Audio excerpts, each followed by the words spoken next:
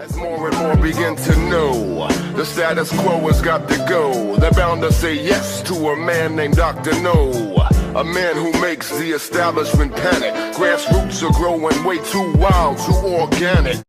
Horrific event. This is a train collision between a commuter train and a freight train just northwest of Los Angeles near Chatsworth. Listen to Mr. Thompson's report on the world crisis. Well, there is more 22nd. drama on the financial front today. The Fed's considering a new way to pump up what is a very faltering economy, with the government potentially taking ownership stakes in U.S. banks, even some healthy ones. Cities this morning, we're covering the latest details coming into us about this bridge collapse. And in fact, we have actually with obtained that kind of a prediction, did you hear that? An inflationary depression is coming down the road. Yes, pirates. Pirates seized a ship last week off. Listen to Mr. Thompson's report on the world crisis, November 22nd. This is an NBC News special report. A presidential address. The President of the United States. Today, as before, the fate of millions across the world depends upon the unity and resolve of the American people. Our country has shed more blood for the freedom of other people than all the other countries in the world combined. We are steeped in the tradition of honor and sacrifice for the greater good. We are proud of this heritage. I believe that Americans are once again ready to achieve this greater good. This greater good. Ladies and gentlemen, Mr. Thompson will not speak to you tonight. His time is up. I have taken it over. You were to hear a report on the world crisis. That is what you are going to hear.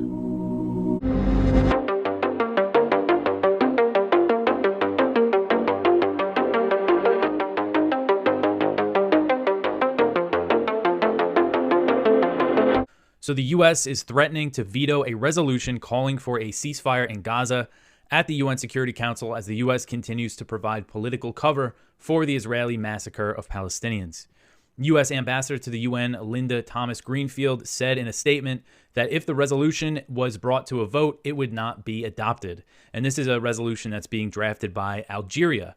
So Thomas-Greenfield justified U.S. opposition to a ceasefire by pointing to the U.S. efforts to push for a new hostage deal between Israel and Hamas. But you had Netanyahu last week. He vetoed more hostage talks, and Qatar is saying that the negotiations are not looking good. Qatar's prime minister said that on Saturday. We'll get into that in another story, but Qatar is the mediator of the talks, so they're saying it's not going well. So it's not a good sign. This is just an excuse for the U.S. to veto a ceasefire resolution. Thomas Greenfield said Algeria's resolution would run counter to U.S. efforts on the hostage deal. She said, quote, "We have communicated this concern repeatedly to our colleagues on the council. For that reason, the United States does not support action on this draft resolution. Should it come up for a vote as drafted, it will not be adopted," end quote. So the U.S. has already used its veto power on the Security Council to veto 2 resolutions calling for an end to the onslaught. The Biden administration has also dismissed the International Court of Justice's ruling that it's plausible Israel is committing genocide and continues to provide unconditional support, of course, as I've been covering. And this is just another example when it comes to, the world stage. The U.S.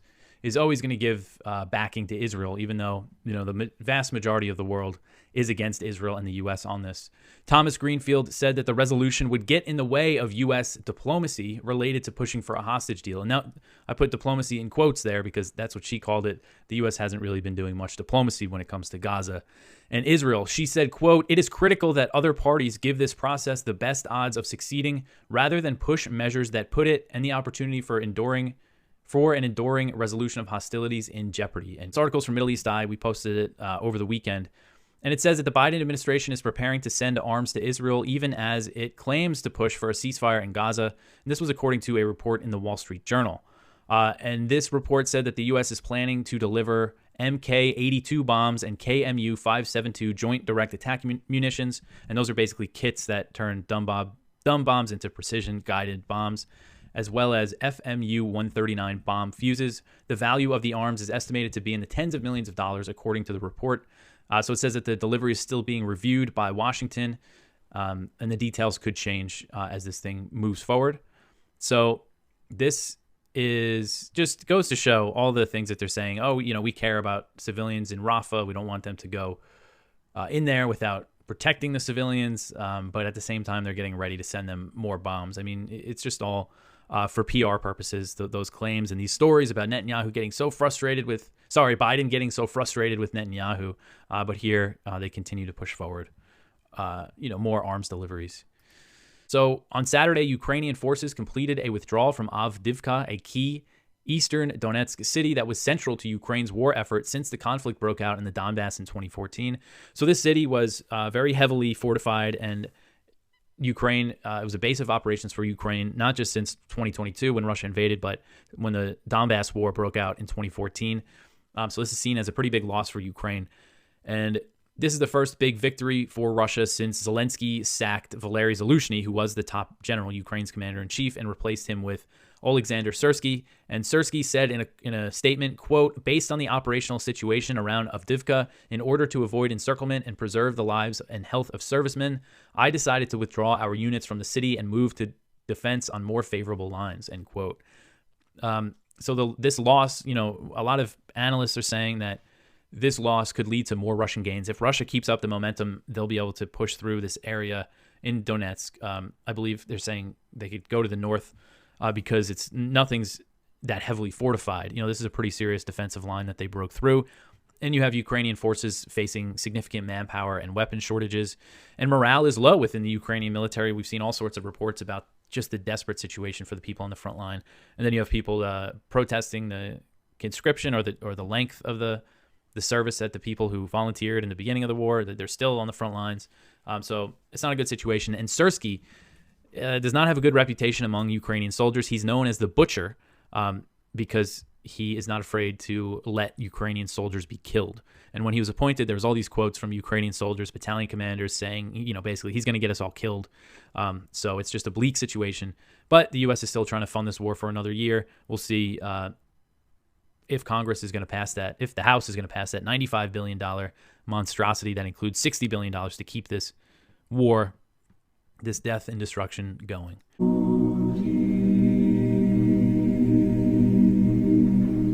For 12 years you have been asking, who is John Galt? This is John Galt speaking. I am the man who loves his life. I am the man who does not sacrifice his love or his values. I am the man who has deprived you of victims and thus has destroyed your world.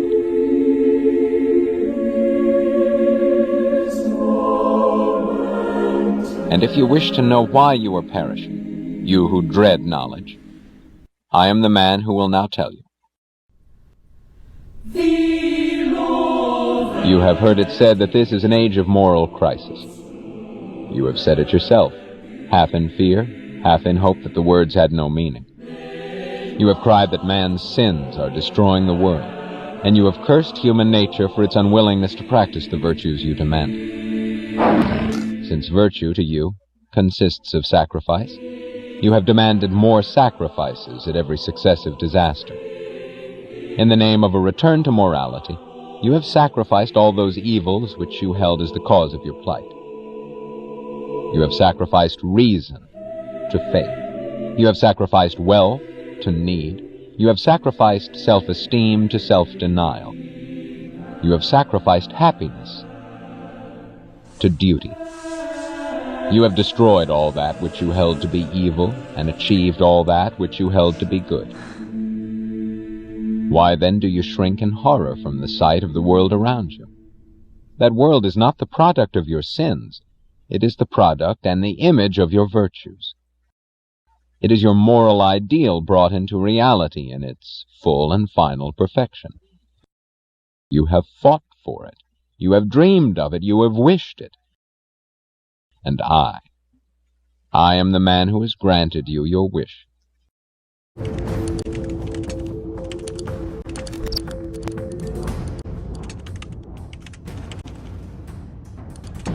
First letter, which I covered maybe a week and a half ago in an episode, Beware of Tyrants, Anti-Federalist, Federal Farmer #1, he warned against adopting a new system quickly out of fear of an emergency situation, which he said has always been, quote, the custom of tyrants and their dependents. So he's like, hey, let's slow down because it's only the tyrants who want to rush us into a new thing because we're afraid of what might happen if we don't get there. And what do tyrants love more than anything? Well, to most of the founding generation, especially the anti-federalist side, they love power, centralized and consolidated in the fewest hands possible. And in his first paper, again, he did warn that an eventual consolidation wasn't just likely, a centralization. It wasn't going to end up as a federal system, even if it looked like that on paper.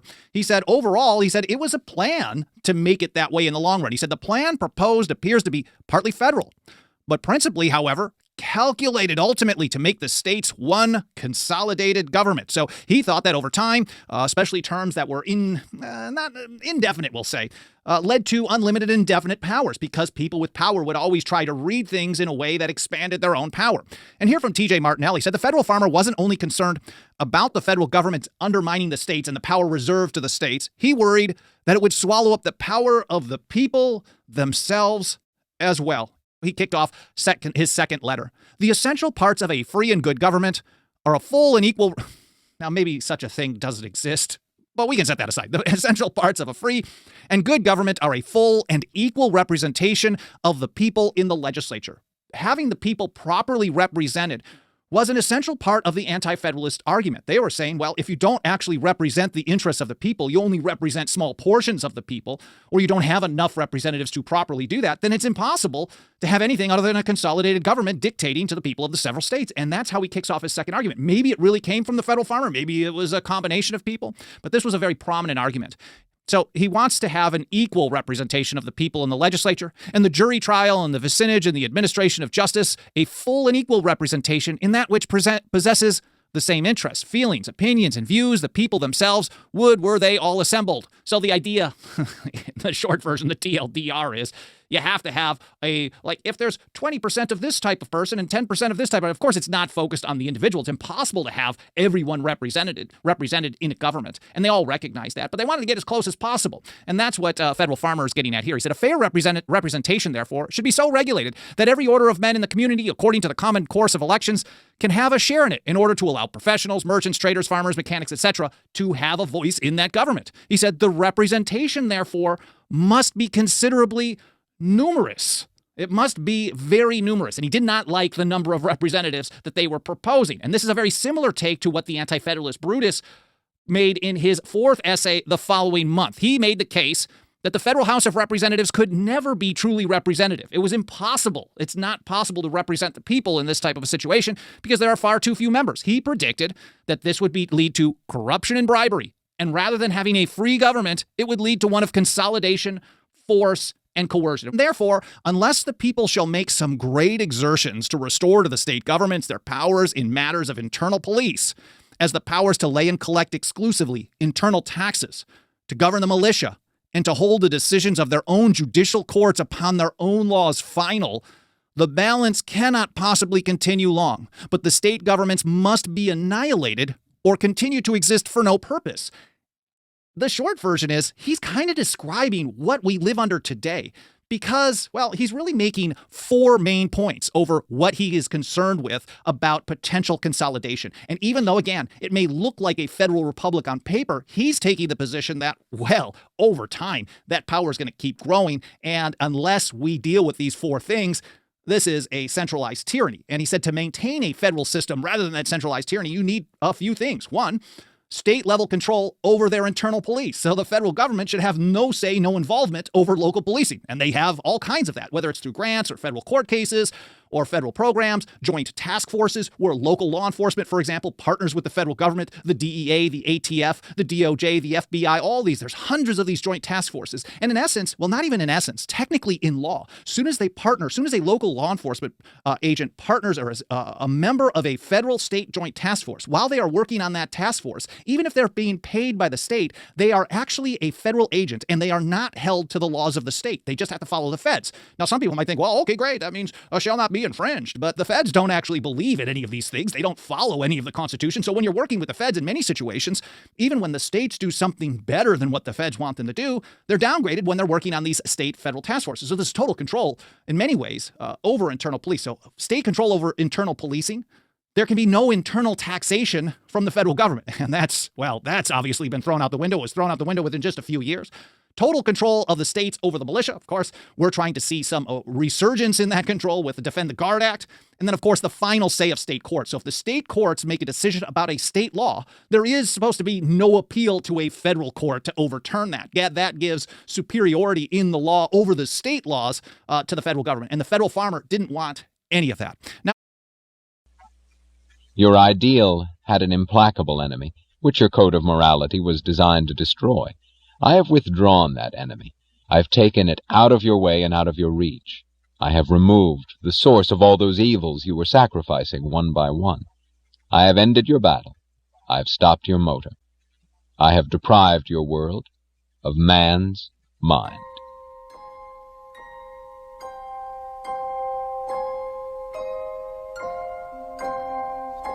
Men do not live by the mind, you say?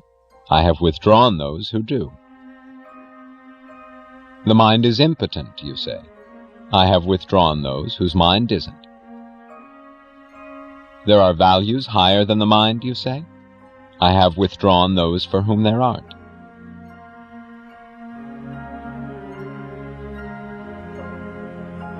While you were dragging to your sacrificial altars the men of justice, of independence, of reason, of wealth, of self-esteem, I beat you to it. I reached them first. I told them the nature of the game you were playing and the nature of that moral code of yours, which they had been too innocently generous to grasp. I showed them the way to live by another morality, mine. It is mine that they chose to follow. I lift my lamp beside the golden door.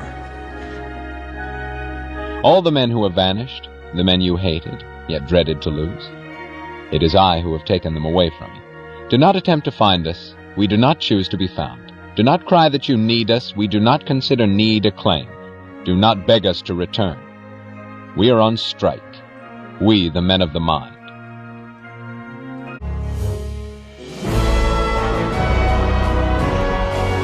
A lot of people are saying, well, how dare Putin's government, how dare they seek to jail their political opposition? We would never do that, would we? But there's another aspect to it I think that's very important, and a lot of people have pointed this out, including our good friends over at Zero Hedge. So put up that first clip. Now, this shouldn't be lost on anyone. The airwaves were blown up yesterday about all weekend about Navalny's death. And again, we don't know what happened, but nevertheless, here's their headline. Weeks after U.S. journalist dies in Ukrainian custody, Biden uses Navalny's death to push for more Russian war funding.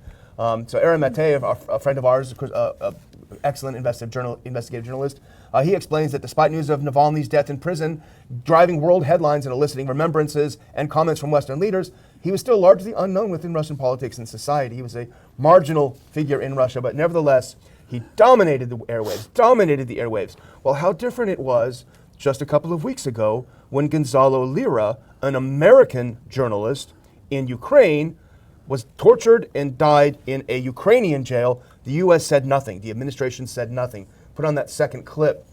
It remains that Gonzalo Lira's death on January 24th, following an 8-month imprisonment on charges of justifying Russia's military actions in Ukraine, is not useful to the Biden administration, writes Zero Hedge. Yet Biden, during his speech, was very quick to pivot from Navalny's plight to the need for Congress to push through his funding package for Ukraine. Now, next, I have an interesting chart. And this came out yesterday. They compared the media coverage of the deaths of Gonzalo Lira, an American, versus Navalny. And you look, CNN, 0 mentions of Lira, 16 of Navalny. CBS News, 0 Gonzalo Lira, an American, 17 Navalny. NBC News, 0, 17. Wall Street Journal, 0, 7.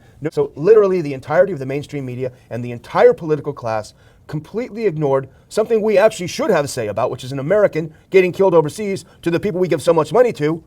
Totally ignored. But Navalny, we don't know the circumstances, flooded with it. Well, this whole mess, if we had a proper foreign policy, we would be messed up in the middle of all this. Because the question is about the money, and then who are the good guys, who are the bad guys, and then the people in this country who have to pay the bills, which they don't realize, are being taxed to send out this money, and who gets it? Oh, should we give it more to Russia, or should we give more to the Ukrainians? Oh, Russia's the enemy. That's right. The Cold War is canceled, so we have to do it. But to me, it's still all about the money, and the Congress and all. They have to decide who should get it. The political thing in there. Should we give it to Ukraine, or should we think about protecting our borders? Yeah. That's a big political thing. And actually, there should not be much trouble. But the irony of all this is we don't have any money.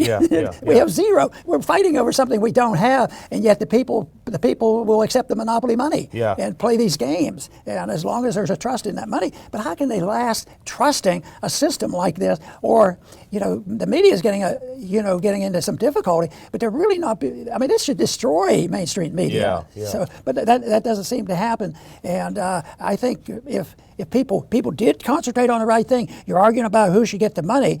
Should Ukraine get it, or should we beef up our borders? Well, that shouldn't be too difficult. But even that would be solved if we'd had a proper policy on the borders. Our friends over at Responsible Statecraft, who often do some very good work, they commissioned a poll. And it's very interesting. It's not good news for Biden. According to a new poll, nearly 70% of Americans want talks to end the war in Ukraine. Now go to the next one here. This tells you a little bit about it. It says roughly 70% of Americans want the Biden administration to push Ukraine toward negotiated peace with Russia as soon as possible, according to a new Harris poll, Quincy Institute poll. The survey shows a 9-point jump in the poll from late 2022. In that poll, 57, so still a majority, said they want it. But now 7 out of 10 respondents to the poll say, Biden, you need to push Ukraine into talks to end this war. Good luck, huh? Yeah. But if we weren't there, it would happen. How did they get into this mess? Yeah. It's because, it was because of our policy in NATO. But that's still very unpopular to say that in this country. You're unpatriotic if you said we participated and NATO participated in precipitating this crisis. Many politicians and officials used the moment to press that Ukraine would lose the war without the $60 billion more in U.S. military aid currently awaiting a vote in the House. But they also sounded far from certain about what a victory might look like for Ukraine, even with the boost. Now go to the next one. Here's another clip. Many sidestepped the question of what a Ukrainian victory would look like or when it might happen.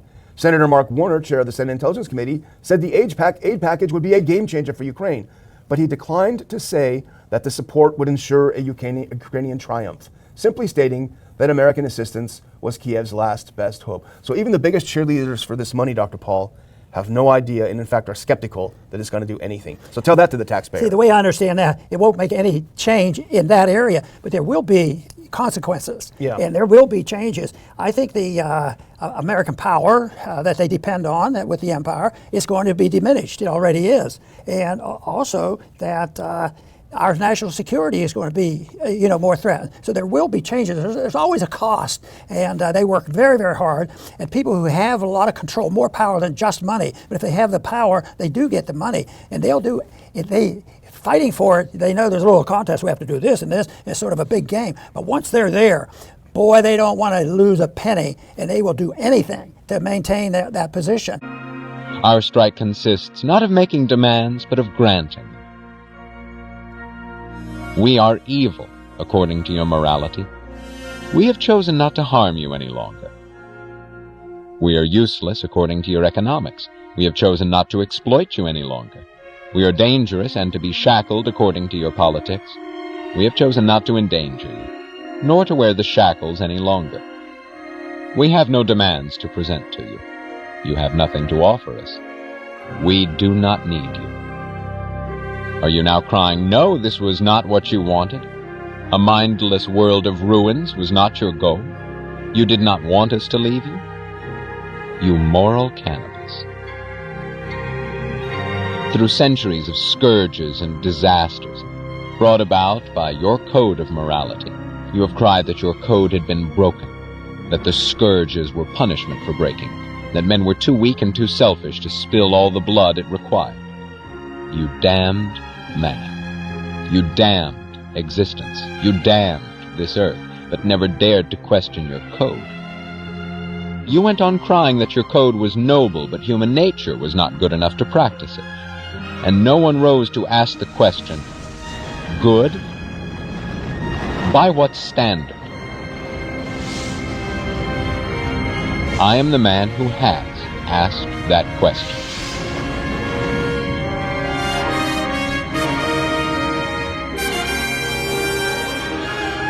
Yes, this is an age of moral crisis. Yes, you are bearing punishment for your evil. But it is not man who is now on trial, and it is not human nature that will take the blame. It is your moral code that's through this time. Your moral code has reached its climax, the blind alley at the end of its course. And if you wish to go on living, what you now need is not to return to morality, but to discover it.